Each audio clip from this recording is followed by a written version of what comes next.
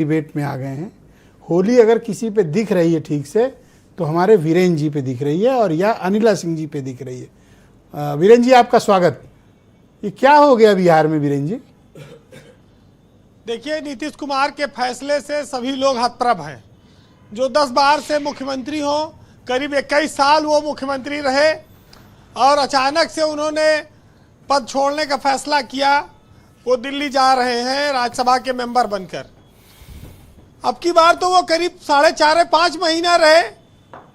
अभी 4.5 साल से ज्यादा की उनकी सरकार बची हुई थी और कोई भी मुख्यमंत्री का पद इस तरह से छोड़ेगा, इस तरह का कोई उदाहरण मौजूद नहीं है, क्योंकि कोई इतना आसानी से राजी नहीं होता है।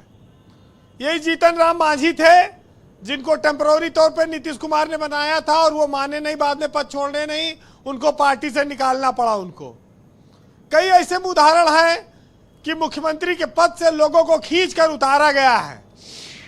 लेकिन नीतीश कुमार के मामले में अचानक से जो हुआ है वो लोगों को समझ में नहीं आ रहा है कि बीजेपी ने ऐसा कैसे कर दिया, जबकि बीजेपी का स्वाभाविक हक बनता है। ब्रजेश जी, जो विधानसभा की स्थिति है उसमें 89 सीट बीजेपी के पास है और 85 नीतीश कुमार के पास है। बीजेपी चाहती तो पहले भी अड़ सकती थी जीत पर कि हम सीएम बनाएंगे, लेकिन नीतीश कुमार मुख्यमंत्री बने रहे।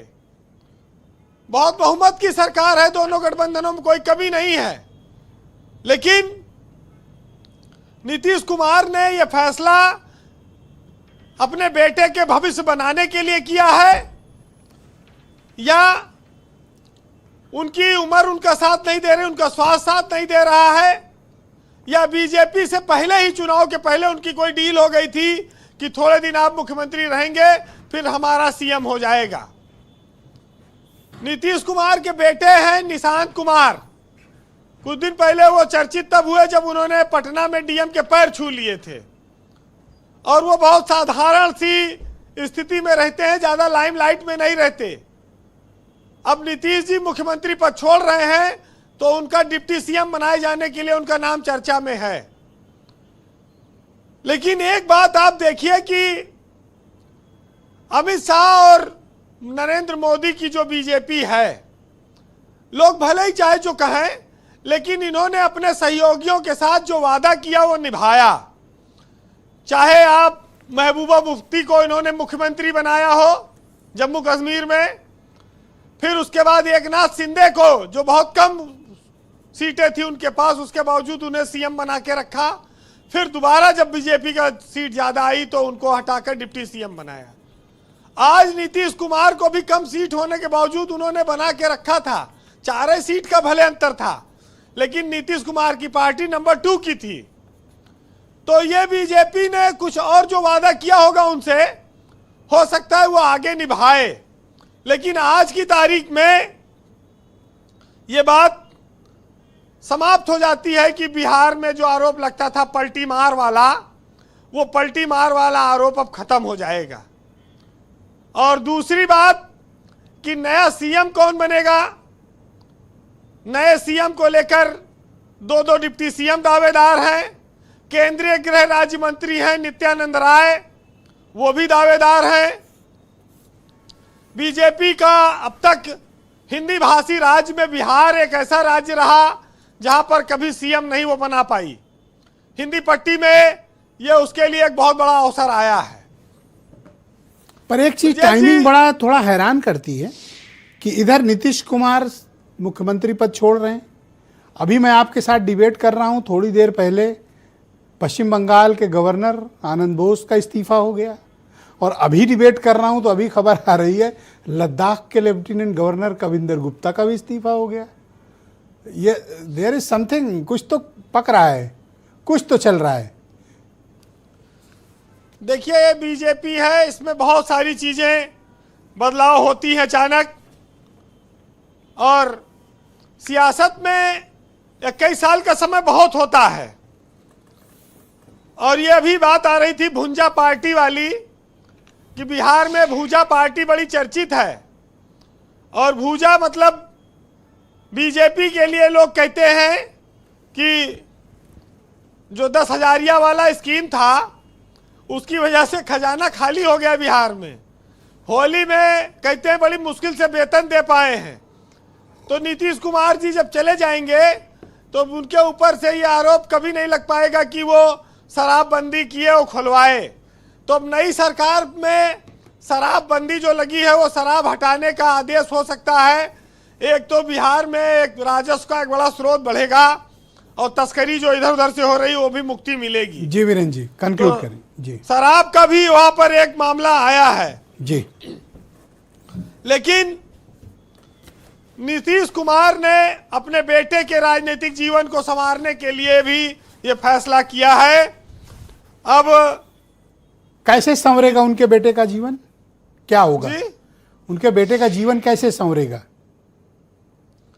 देखिए, नीतीश कुमार का बेटा हो सकता है कि सरकार में आएगा, डिप्टी सीएम बनेगा और नीतीश कुमार के लिए बीजेपी आगे राष्ट्रपति या उपराष्ट्रपति जैसा भी कोई ऑफर दे सकती है, क्योंकि वो एक सेकुलर नेता की छवि कर रखते हैं। तो वो हो सकता है कि भाई 75 साल की उम्र हो गई है, लोग आए दिन उनको आरोप लगाते थे।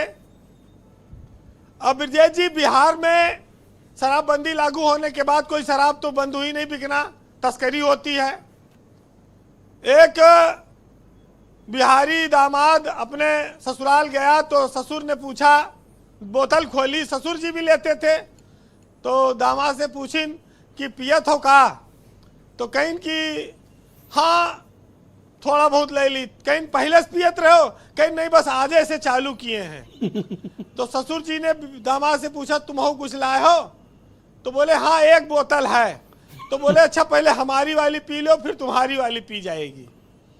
तो बिहार में बड़ी बचा बचा के पी जा रही है, अब कम से कम खुल के पीने को मिलेगा। और नीतीश कुमार ने एक बहुत होशियारी भरा काम किया है ब्रजेश जी। एक बार एक पेंटर ने, एक महिला ने, बहुत धन उद्योगपति थे, सेठ थे, उनकी पत्नी ने एक अपनी पेंटिंग बनवाई और पेंटिंग में एक गले में 9 लाख हार बनवा दिया। अब तो 9 करोड़ वाला कहिए वीरेंद्र जी, 9 लाख तो बहुत छोटी रकम है। मतलब सोना बहुत महंगा है। की बात बता रहा हूं, जब देश में आजादी का दौर था तब की बात बता रहा हूं कि एक सेठ जी थे, उनकी पत्नी ने पेंटर से अपनी तस्वीर बनवाई और कहा कि ये 9 लाख हार बनवा दो। तो पेंटर ने कहा कि मैडम आपने हार तो पहना नहीं। कहीं हार नहीं है, कोई बात नहीं, लेकिन कल को अगर मैं मर गई तो ये दूसरी शादी कर लेगा सेठ, तो कम से कम इस फोटुआ में गले में हमारे हार है, तो ये देख के वो औरत इससे लड़ती रहेगी कि हार हमको लाके दो, कहाँ छुपाए। बहुत खतरनाक है यहाँ, चैन से चलने नहीं देंगे हम। बहुत डेंजरस है। तो इसी के लिए कहते हैं कि जीने के साथ भी और मरने के बाद भी। फिलहाल आप सुनिएगा कि इस देश में कुछ बहुत सारी बातें साहित्य में कही जाती हैं, उनका आनंद लीजिएगा कि खुद की चलती रहे दुकान और मान गए भाई पलटू राम। कभी भतीजा अच्छा लगता, कभी भतीजा कच्चा लगता, और वो ही जाने क्या सच्चा लगता। ताऊ का कब नया पैगाम, अदलू बदलू डबलू राम, और खुद की चलती रहे दुकान, मान गए भाई पलटू राम। और कभी ईश्वर को प्यार जताए और कभी उधर पर कुतर कराए, और कब किस पे ये दिल आ जाए। कभी ईश्वर कभी लड़े धड़ाम, और रिश्ते नाते सब कुर्बान, और खुद की चलती रहे दुकान, और मान गए भाई पलटू राम। वाह वीरेंद्र जी, बहुत शुक्रिया आपका ग्राउंड जीरो से हमारे साथ जुड़ने के लिए, फीडबैक, ओपिनियन और पॉलिटिकल ऑब्जर्वेशन हम तक पहुंचाने के लिए।